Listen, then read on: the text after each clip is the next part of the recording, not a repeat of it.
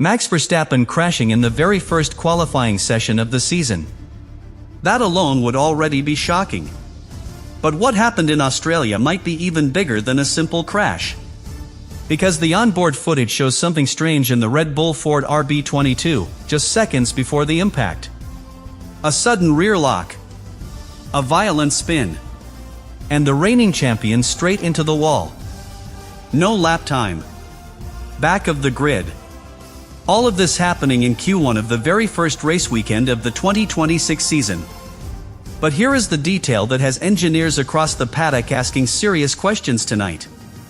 Verstappen immediately reported a rear braking issue over the radio. Which means the crash may not have been a driver mistake at all. It may have exposed a hidden weakness inside the brand new RB22. And while Verstappen was walking back to the garage after the disaster, something completely unexpected was happening on the other side of the Red Bull pit wall. His rookie teammate was suddenly fighting at the very front of the grid. Tonight we break down the exact moment Verstappen lost control in Melbourne, the technical clue hidden in the braking data, and why this accident could reveal a deeper problem with Red Bull's new car. And trust me, the most surprising detail appears just before the spin. The Australian Grand Prix weekend was supposed to start very differently for Red Bull. For years, the team arrived at the first race of the season as the clear reference. The benchmark. The car everyone else tried to catch. But Melbourne immediately suggested that 2026 might not follow the same script. During the practice sessions on Friday, the new Red Bull Ford RB22 looked fast. But it did not look untouchable. Max Verstappen's lap times were competitive, yet the car seemed more sensitive than previous Red Bull machines. The balance shifted between corners. Grip levels changed depending on track conditions. And Verstappen himself admitted that the day had not been completely smooth. He mentioned small mistakes. Moments where the car stepped slightly out of line. Even a brief trip across the gravel during one of the practice runs. That kind of comment may sound normal. But for a driver like Verstappen, it is unusual. Because when he feels completely connected to a car, the feedback is usually very different.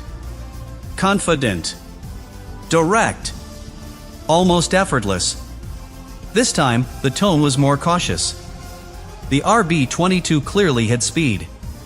But extracting that speed consistently was not simple.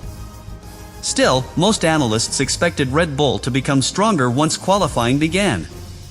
Historically, the team has always been extremely dangerous when it comes to maximizing performance over a single lap. But the first qualifying session of the season quickly turned into chaos. Q1 had just started. Drivers were preparing their first serious flying laps.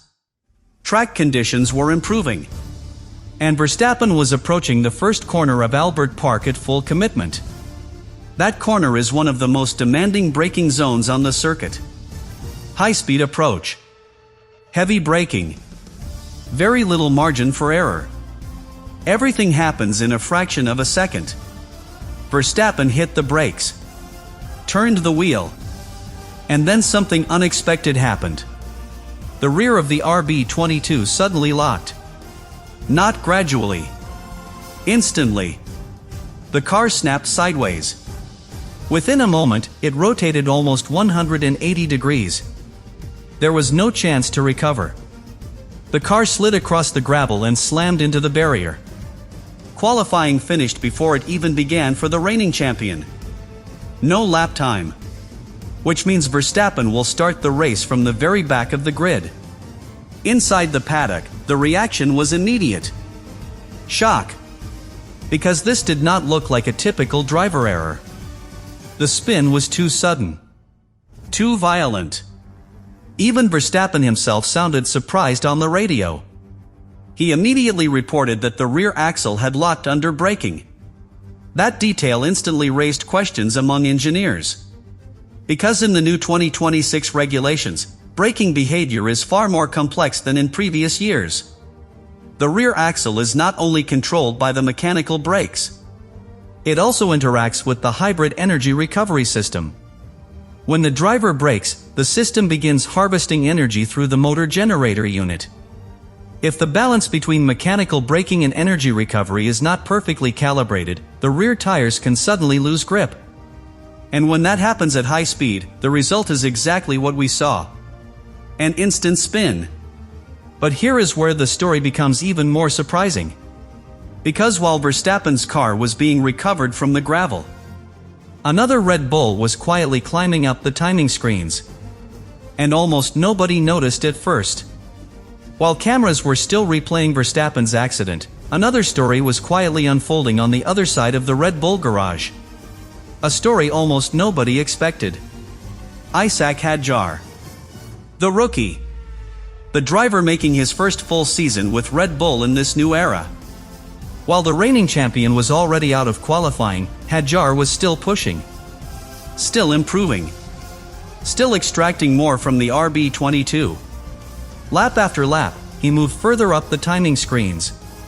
Calm, precise, no mistakes, which is remarkable when you consider the pressure of the situation. Because when your teammate is Max Verstappen, the expectations are enormous.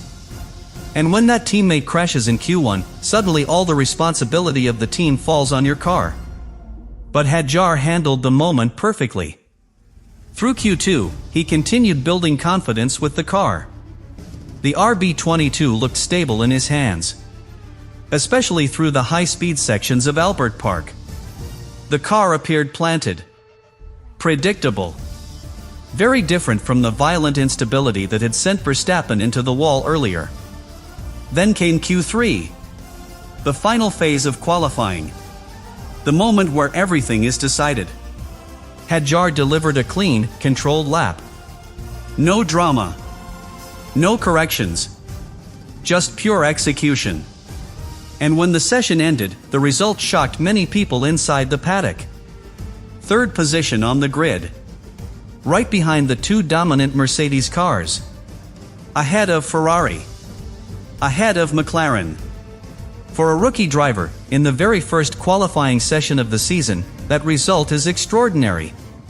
And suddenly Red Bull's nightmare Saturday looked very different. Yes, Verstappen was starting from the back of the grid. Yes, the accident raised serious questions about the behavior of the RB22 under braking. But at the same time, the team had a car on the second row of the grid, in a perfect position to fight for the podium, which creates one of the most fascinating dynamics heading into Sunday's race. Two completely different Red Bull stories. On one side, Hadjar attacking from the front. On the other side, Verstappen preparing for a long comeback from the very back. And if there is one driver on the grid capable of producing a recovery drive in chaotic conditions, it is Max Verstappen.